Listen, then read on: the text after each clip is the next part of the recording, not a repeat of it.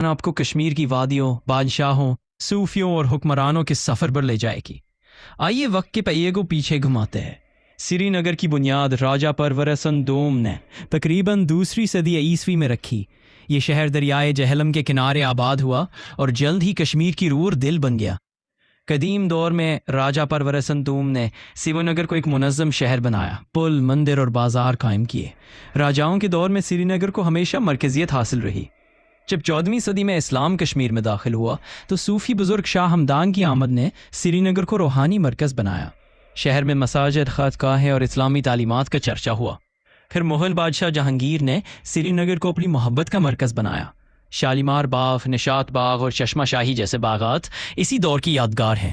مغلوں نے سری نگر کو زمین پر جنت کہا۔ بعد میں افغان اور سکھ حکمرانی کے ادوار میں سخت ٹیکسوں اور ظلم کا دور بھی آیا۔ 1846 میں معاہدہ امرتسر کے بعد ڈوگرا حکمران آئے اور سری نگر کو انتظامی اور تجارتی مرکز بنایا گیا۔ 20ویں صدی میں سری نگر کی تاریخ نے نیا موڑ لیا۔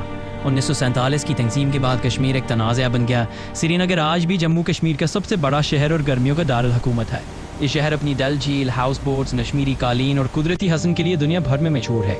تصور کیجئے ڈل جھیل پر ہاؤس بوٹس تیر رہے ہیں، مغل باغوں میں سری نگر نہ صرف کشمیر کا دل ہے بلکہ اپنا ثقافت، کھانوں اور روایات کے اعتبار سے بھی دنیا بھر میں مشہور ہے۔ یہاں کی آبادی میں اکثریت مسلمان ہے جبکہ ہندو اور دیگر اقلیتیں بھی موجود ہیں۔ کل آبادی 2026 کا اندازہ تقریباً 17.7 لاکھ افراد ہے۔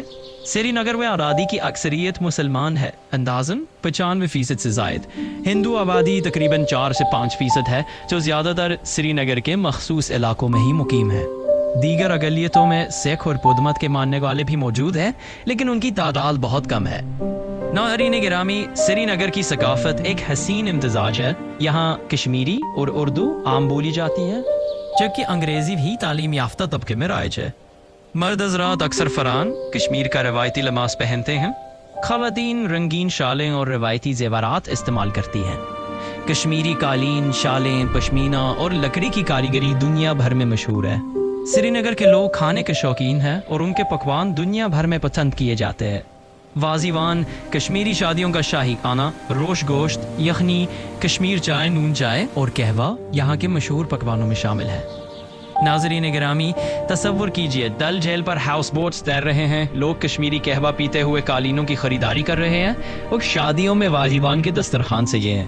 پھر کیمرہ گھومتا ہے اور ہمیں دکھاتا ہے کہ کس طرح مسلمان اکثریت کے ساتھ سری نگر کی روحانی فضا قائم ہے، جبکہ ہندو اور سکھ برادری بھی اپنی روایات کے ساتھ اس شہر کی رنگینی میں اضافہ کرتی ہے۔